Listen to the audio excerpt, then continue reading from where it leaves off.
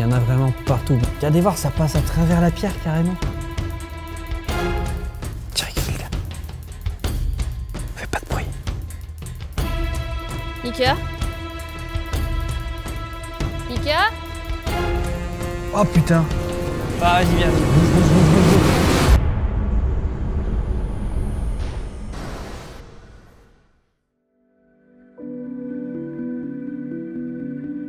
Salut à tous, on se retrouve aujourd'hui pour une toute nouvelle vidéo et cette fois-ci on se retrouve pour une exploration particulière puisqu'Hélène va nous ramener dans une immense carrière qui est aux portes des Pays-Bas et qui date du XIIIe siècle. C'est parti!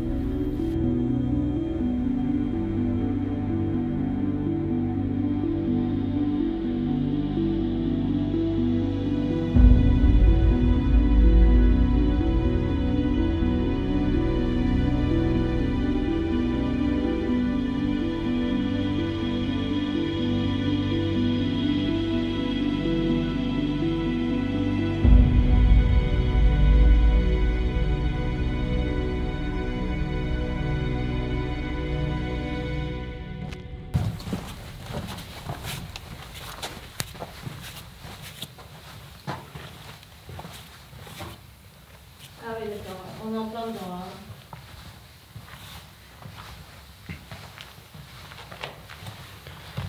Par contre, faut pas qu'on se perde là. Putain, c'est beau là-bas. Ouais. Ouais. Oh, j'adore. Par contre, on se perd pas, on vient de là. Hein. Non, ça va, c'est facile, il y a la lueur du jour. Il y a de la lumière, ça va. Okay. Alors ça y est, nous venons de rentrer à l'intérieur de la carrière, on a trouvé une entrée. Et cette fois-ci, on rentre dans le vif du sujet. Regardez-moi, regardez voir les premières constructions faites à l'intérieur. C'est terrible. Je sais pas si on s'en rend compte à la caméra, mais il y a facile 15 mètres de hauteur. Facile. Voire même plus.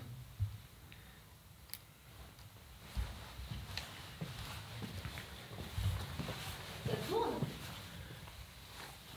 Ouh la vache. Vache!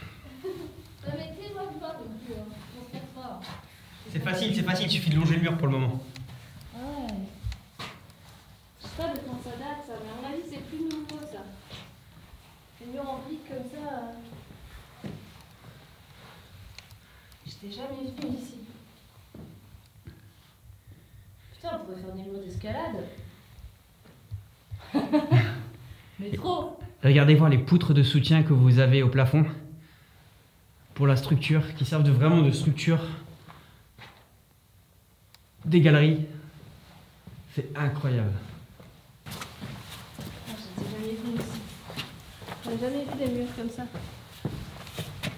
Et là, nous sommes seulement à l'entrée. Donc imaginez qu'il y a plusieurs kilomètres de galeries.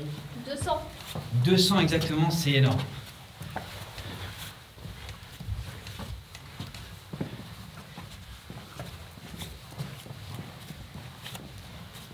Donc là, j'ai augmenté la lumière, elle est quasiment à fond, presque. Donc vous avez l'impression que c'est hyper lumineux, mais au final, c'est extrêmement sombre. C'est vraiment juste la lumière qui donne cette impression.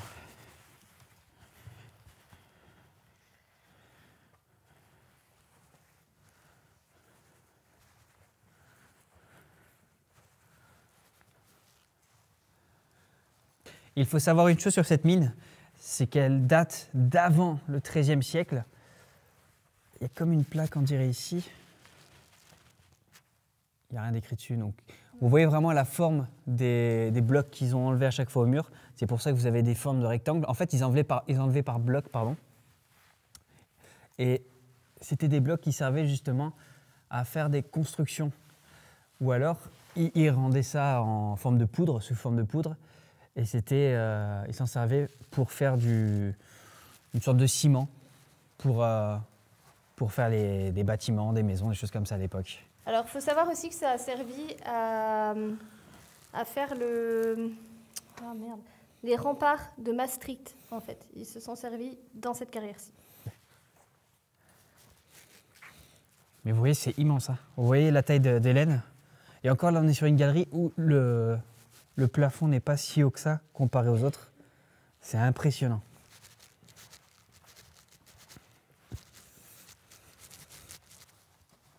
Vache, le couloir. Regardez voir l'allée, comment elle est énorme. C'est tellement long, mais surtout aussi, c'est haut. Il y a plus de 20 mètres de hauteur. Et vous avez des chauves-souris un peu partout, si vous regardez bien.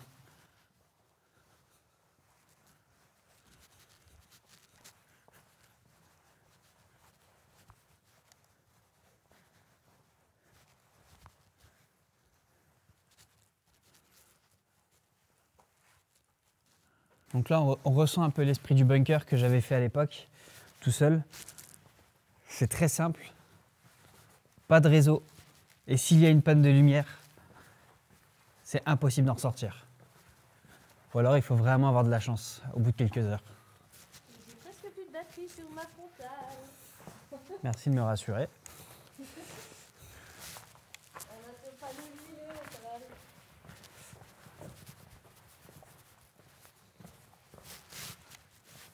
Regardez voir. Il y a comme des cloisons qui ont été faites, puis après démolies. Vous voyez? Il y a des briques ici. Donc des parpaings qui avaient été posés. Et ça a été complètement cassé par la suite. C'est étrange. Donc comme vous pouvez le voir, on ne peut pas se fier à quoi que ce soit. Il n'y a aucune signalisation. Il y a tellement de flèches qui ont été faites par le temps. C'est impossible de s'y retrouver. Donc au final, il n'y a absolument aucune signalisation qu'on peut suivre.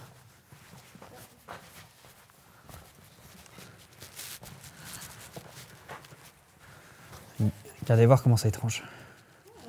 Le plastique au-dessus, c'est vraiment bizarre. Et c'est à chaque fois les endroits où il semble que ça a été cloisonné.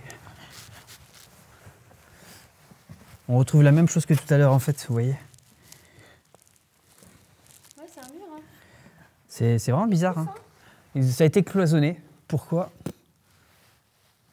C'est surprenant.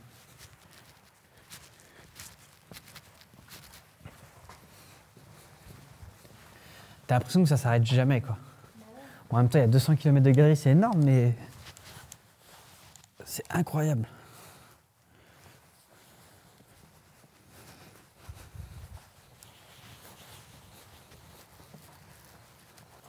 Regardez voir, une chauve-souris. On en voit plein sur le plafond, mais celle-ci qui est un peu plus basse.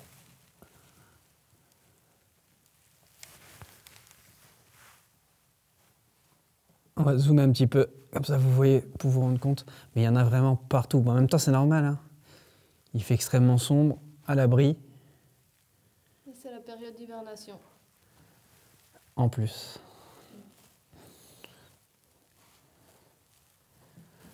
Alors, petit conseil, quand vous voyez une chauve-souris, surtout vous ne la touchez pas, vous ne mettez pas votre lumière dessus, parce que si son corps se réchauffe, elle se réveille. Et elle peut en mourir, évidemment, si elle hiberne pas. Quelques petites précisions. L'hiver, les chauves-souris de chez nous hibernent 183 jours en général, mais certaines migrent. Elles recherchent un endroit à l'abri à température assez constante, basse mais pas trop, hors gel en principe, et souvent à taux d'humidité constant. Il n'y a pas d'insectes en hiver, et il faut bien trouver une manière de survivre. Pendant leur sommeil, toutes les fonctions sont presque arrêtées sauf le cœur, le métabolisme des graisses et la respiration, une toutes les 3 minutes. La température du corps est de quelques degrés de plus que celle de la grotte et on peut même voir des chauves-souris parfois recouvertes de givre en hiver. Elles peuvent se réveiller de temps en temps pendant la mauvaise saison et ceci demande beaucoup d'énergie puisqu'il faut remonter la température et remettre en service un métabolisme très rapide. Pour faire simple, remonter le cœur de 10 battements par minute à 400. C'est pour cette raison que les dérangements même peu fréquents peuvent mettre leur vie en danger en épuisant leurs ressources. Nous précisons que durant les séquences où nous les mettons face à la caméra, nos lumières ne sont en aucun cas directement dirigées sur elles pour éviter de les réveiller. Et il faut savoir qu'à l'époque, quand ils creusaient des galeries, c'était d'abord à la lance. C'est pour ça que dans les premières galeries, on voyait en fait souvent un peu ce genre de forme. Donc vous voyez, où on a des ondulations parce que c'est la forme des lances. Quand ils grattaient les parois, il faut savoir que c'était vraiment au début ça. Et après, c'est évidemment des machines qui venaient et qui permettaient de déblayer un maximum pour faire de longues galeries comme celle-ci. On rentre dans une cavité.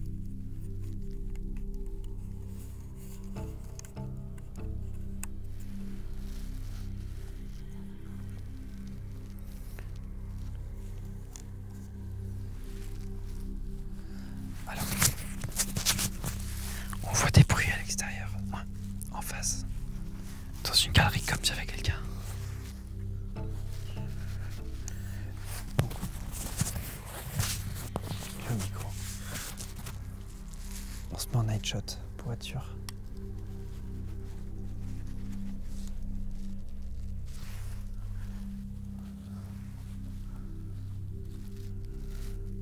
Psst. Hey. Fais pas de bruit.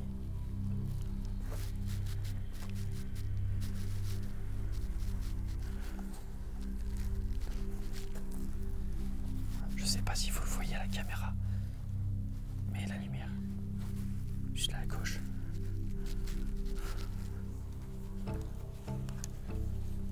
Attends. Attends, je bouge pas.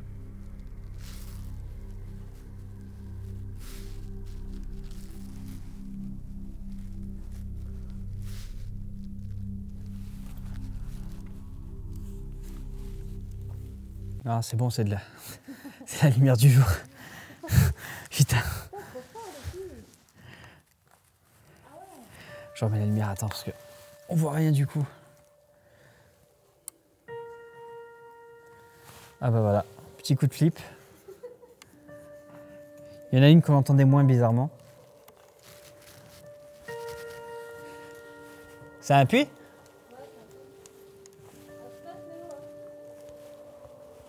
Ah, pas très haut, pas très haut. Pour l'instant, je vois pas le bout. J'aime bien 4-5 mètres, mode normal. On reconnaît la nana qui fait de l'escalade. 4-5 mètres, c'est rien.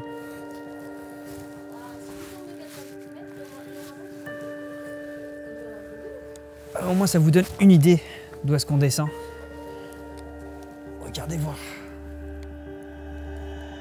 Comme je dis que nous sommes sous terre.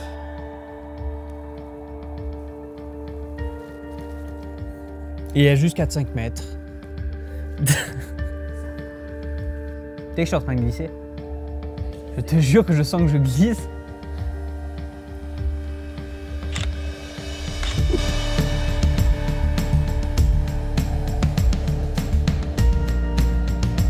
Par contre, ça serait bien de rebrousser chemin et de trouver la sortie, s'il te plaît.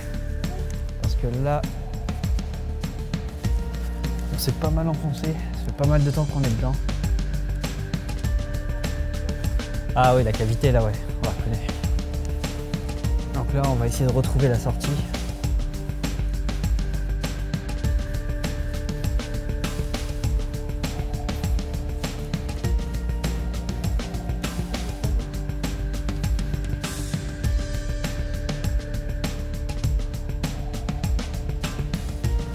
Il y a comme une femme incrustée dans l'entrée.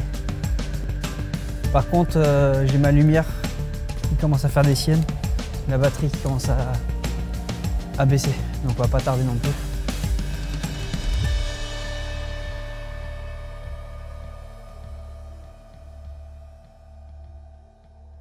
Ça te parle pas?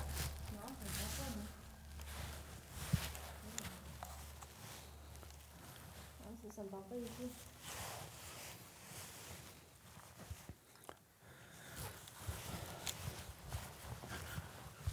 Non, non, non, non, je pense qu'on vient de là. On vient de là, on vient de là, on vient de là. Ouais, on vient d'ici, on vient d'ici. Vous voyez, comme je vous dis, que ça va très vite à se perdre ici. Tout se ressemble, c'est que des blocs quasiment.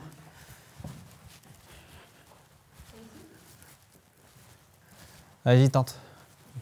Mais non, non. Par rapport au texte, on venait de ce côté-là. Ouais.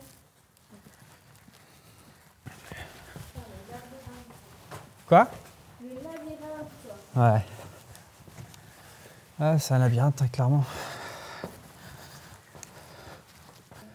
On va où?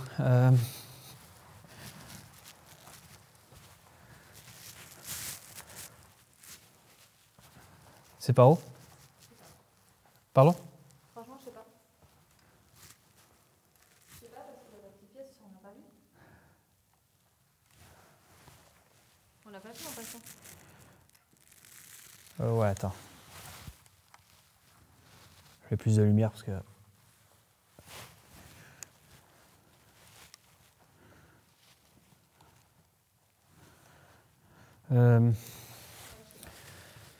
Écoute, vu qu'on a peu de batterie, tu vas rester avec ma caméra. Ouais. Et je vais partir en repérage. T'éteins la lumière pour économiser. Tu restes en night shot. Ça consomme beaucoup moins. Et je vais voir si je trouve quelque chose déjà. Ok? Ok. Ok. Tac. Mais Hop. genre, tu vas pas trop loin quand même. Non, je vais juste voir aux alentours. Ok. Si on part tous les deux, garde juste ta petite lupiote allumée. Je te vois de loin. Tiens, Ouais. t'as la night shot, donc tu me verras arriver de loin dans tous les cas. Ok, d'accord. Ok. Tac, ma lumière. Moi, j'ai presque plus de lumière. Voilà. Attends. Je vais passer. Là, on vient de là. Je vais aller là-bas, j'arrive. Bouge pas.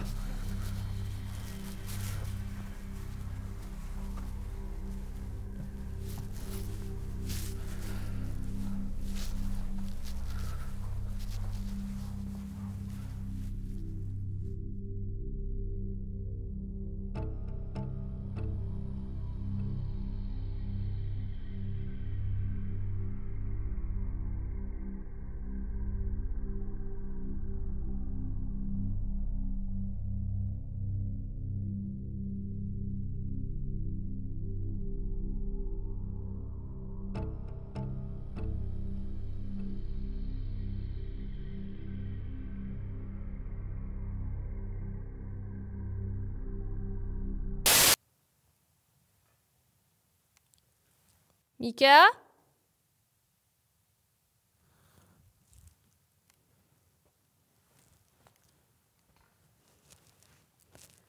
Mika?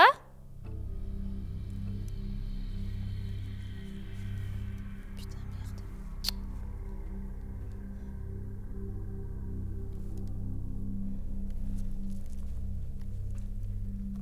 Mika? Merde. Ah putain.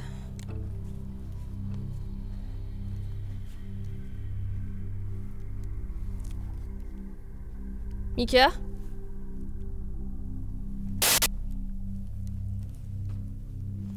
Putain, ça me fait pas rire.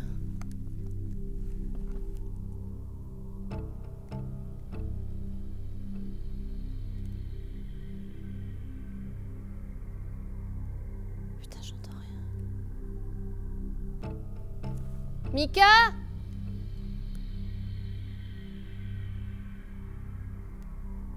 Oh, merde.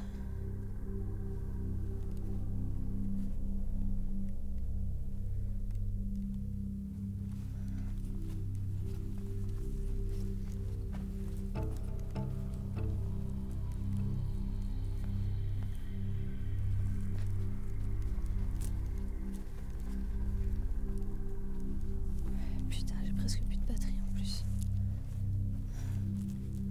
Mika?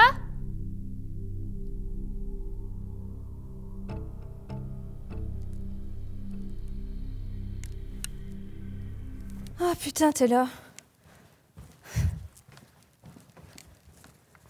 T'étais où? Y'a rien par là. Ah merde. Putain. Tu m'entendais pas? Non. Non? Au bout de, je sais pas, 3-4 virages, j'en sais rien. Ah merde, ok. Il y a de la batterie encore ou pas? Tac. Non, là-bas, tu tournes en rond, j'ai retrouvé des traces qu'on avait déjà vues. En revenant, donc c'est pas là. Attends, c'est de là que je viens, en principe. Quand...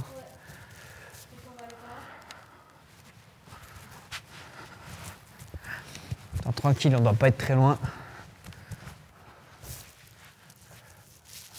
Attends, là c'est une impasse. Ouais. C'est bien une impasse. Donc là, on va essayer là. Reste à côté. Ça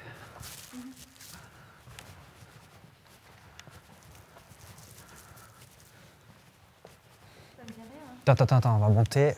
Si ça monte, c'est peut-être bon signe, peut-être. Attends, vas-y, passe devant. Je veux pas que tu restes derrière.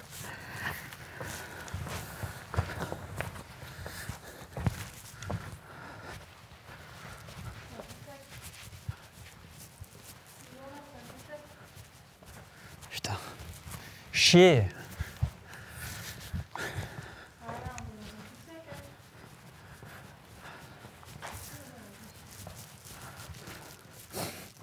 Ah, ça pue, c'est bizarre. Non, là, ça redescend, c'est pas possible. Allez, marche arrière.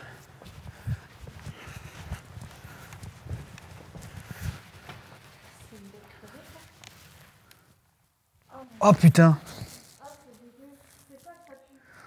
Oh putain, c'est quoi? Non, non, c'est pas des pattes de chien, ça. On dirait un... Oh putain. Ah, ça pue, c'est ça. Oh. Ah, vas-y, viens, vas-y, bouge, bouge, bouge, bouge, bouge. Putain, c'est infect. Putain. Attends, bouge pas.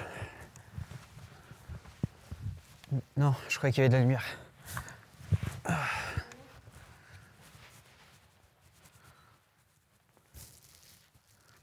Il n'y a rien là.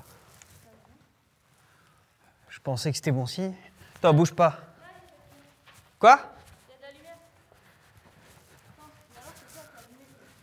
Peut-être moi en tournant. Hein. Quoi?